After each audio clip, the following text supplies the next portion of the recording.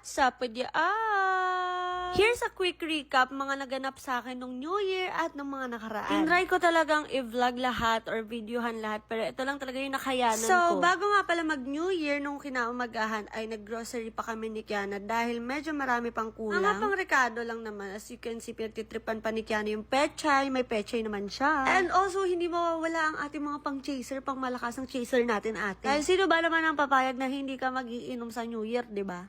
Ikaw lang yun, be. Hindi lang siya pang chaser actually, para rin naman sa mga kakain dahil nga may handa kami. Eh di pag nabulunan, eh di pag nategi, kasalanan ko pa siya, di ba? And dumaan na lang din pala ako dito sa bilihan ng cake dahil may in-order ako kanina at pick upin na lang namin. And girl, ito yung mga handa namin ng New Year. Kayo ba? Ano bang handa ninyo? Siyempre, di mawawala siya nga favorite ko. At nung nag-countdown nga, sige, talon-talon, kala mo naman tatangkad ka pa. Pagtapos nun, siyempre, sasabak na tayo agad, iinom na agad ang bading. And ito nga pala yung sinasabi ko sa inyo, mga pinagbibili namin ni Kiana na fireworks. Actually, konti na lang yung nasama ko, pero marami talaga yan. Makikita nyo dyan, takbo-takbo siya, halatang siya yung pasimuno, kita nyo walang katakot-takot eh. Sa bagay, sa akin nga, hindi natakot, sa fireworks pa kaya.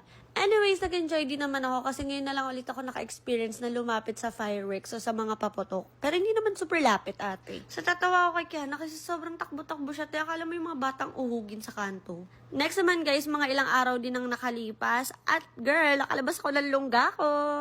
Inaya ako mag-date si Kiana pero totoo niyan may plano talaga ako. Pagkapasok pa lang ng multe, nagtututuro na ako para akong bata. Alam mo, parang nag-i-enjoy ako makakita ng mga laruan. Pero ang totoo, makeup ang bibilin ko. Pero bago kami mag-mall, alam ko na yung bibilin ko dito at makikita nyo parang umaayaw na agad siya, 'di ba? Kahit anong ayaw-ayaw mo diyan, tomboy, wala kang magagawa. Tamang record pa siya sa akin, no? Parang walang gagawing kasalanan. Umaayaw-ayaw, syempre, alam niyang siya yung magbabayad. Itong tombolina na to, halatang may gagawin. Tingnan mo, dinidistract lang ako, pero makikita nyo sa next clip ko anong pinaggagawa niya. Ayan, nagmana rin sa kalandian ko, nagsaswatch din ng mga lipstick doon. Hindi nagpaawat yan, syempre, bibili rin yun na sa kanya. Ingkitera yan eh. Alam mo, Kana, ikaw lang nakilala kong tomboy na maarting malandi. Bella! Joke lang yun, ate, baka hindi niya bayaran yung makeup queen. Pakinggan nyo yung next clip.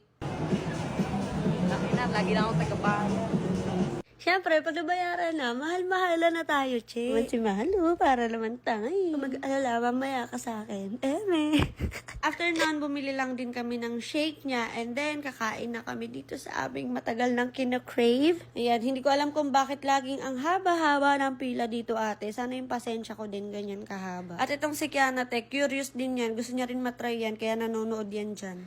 And ito nga po pala yung mga pinag-order namin na food. Hindi ko alam kung anong tawag dyan. Basta ayan yung pork xiaolongbao and then may rice.